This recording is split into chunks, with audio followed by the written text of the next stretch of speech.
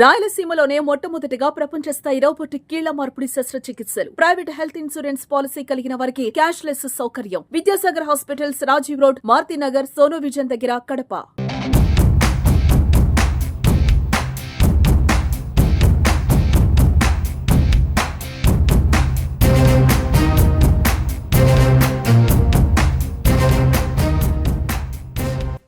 ఈ రాష్ట్రంలో 1 కోటి 2 కోట్లు ఇచ్చేదే కష్టం ఉన్న మున్సిపాలిటీ. నారాయణ గారు అసలు ఎవరు దొరకకుండా జరుగుతున్నాడు. మా జిల్లా అయినా నాకు కూడా దొరకకుండా పారిపోతాడు ఆయన ఏదైనా కాగితం వేసుకోకపోతే.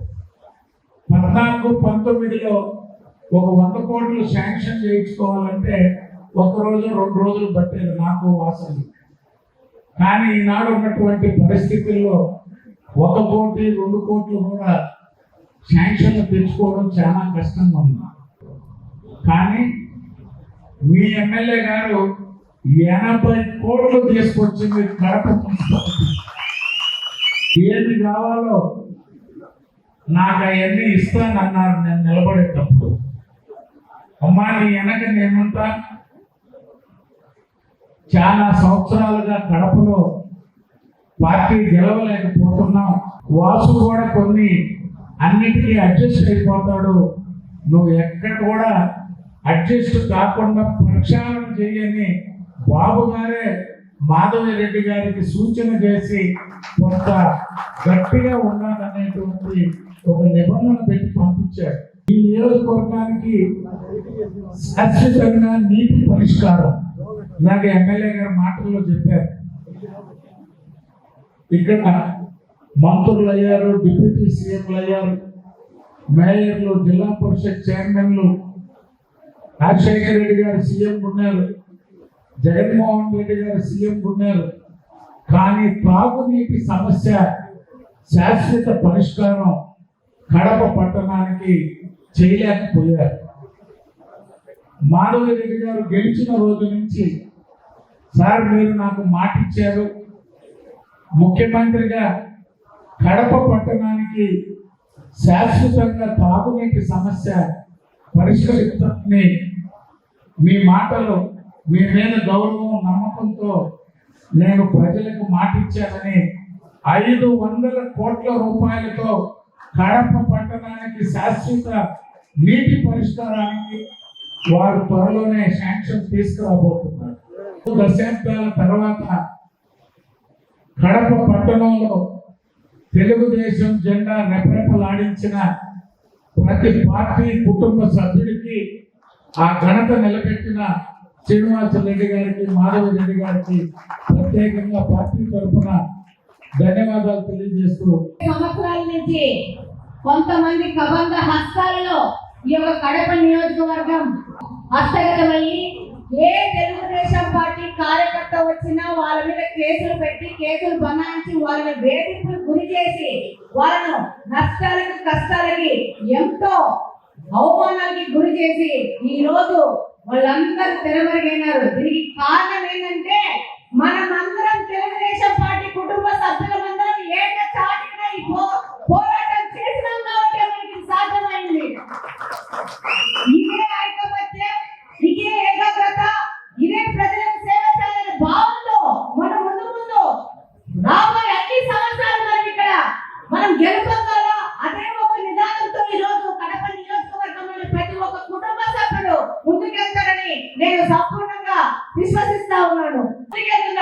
ఎప్పుడన్నా కడప నియోజకవర్గం ఇక్కడ గెలిచిన ఎమ్మెల్యే వీధులెంట కాలనీలెంట తిరిగిన సందర్భం ఎక్కడంతో మీరే గమనించాలా, మీరే ఆలోచించాలా. ఏ రోజైనా ఇక్కడ గెలిచిన ఎమ్మెల్యే డివిజన్లో తిరగడం జరిగిందా?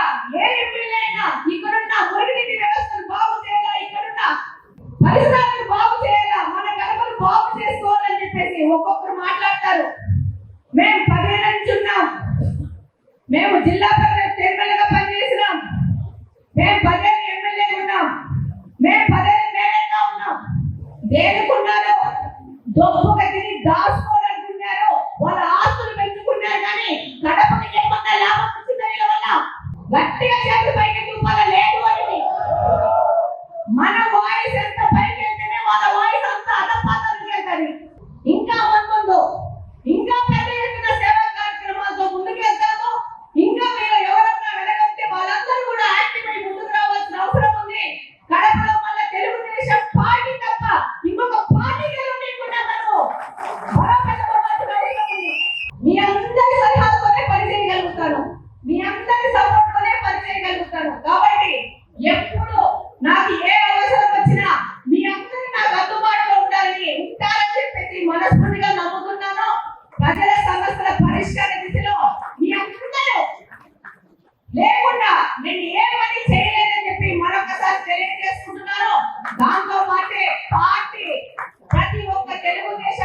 కుటుంబ సభ్యునికి ఆర్థికంగా, న్యాయపరంగా, సామాజిక పరంగా అండగా ఉంటారని మరొకసారి తెలియజేసుకుంటూ కడప జిల్లాలో 25 సంవత్సరాల తర్వాత 10 సీట్లలో 7 సీట్లు గెలిచాం మనం.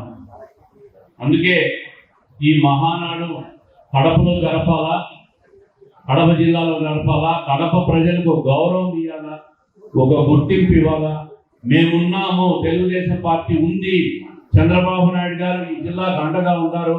ఒక యువ నాయకత్వం, నారా లోకేష్ గారి నాయకత్వం కడపకు ప్రత్యేకంగా ఒక ధైర్యాన్ని, భరోసా ఇచ్చేదానికి ఈ మహానాడును కడప జిల్లాలో నిర్వహిస్తున్నామనే విషయాన్ని మనం అందరం కూడా ఒక అదృష్టంగా భావించాలని చెప్పి మిమ్మల్ని అందరినీ కోరుకుంటూ ఉంటాను. కడప కనపడాల ఆ మహానాడులో పచ్చ టోపీలు, కడప నగరం అంతా సుందరీకరణ, ఎక్కడ చూసినా పసుపాయం చేస్తున్నాం. కడప నగరాన్ని అంతా కూడా ఎక్కడ స్థలం దొరికితే అక్కడ ఫ్లెక్సీలు పెట్టి, జెండాలు కట్టి, తోరణాలు కట్టి అత్యంత వైభవంగా రాష్ట్రం అంతా కడపను చూసే విధంగా, రాష్ట్రం చూసి కడపలో ఇంకా బాగా ఉంది ఆ తెలుగుదేశం పార్టీ అని బెంగళూరులో ఉన్నాడో, తాడేపల్లిలో ఉన్నాడో, ఇడపల్పాయిలో ఉంటాడో ఆ రోజు నాకు తెలియదు. కానీ జగన్మోహన్ రెడ్డి గారు ఆ పచ్చదనాన్ని చూడాలని చెప్పి మిమ్మల్ని అందరినీ కూడా కోరుతా ఉన్నాం. ఉగ్గవంకం చూశారు, ఎప్పుడైనా దాన్ని క్లీన్ చేయాలని ఆలోచన చేశారు ఎవరైనా?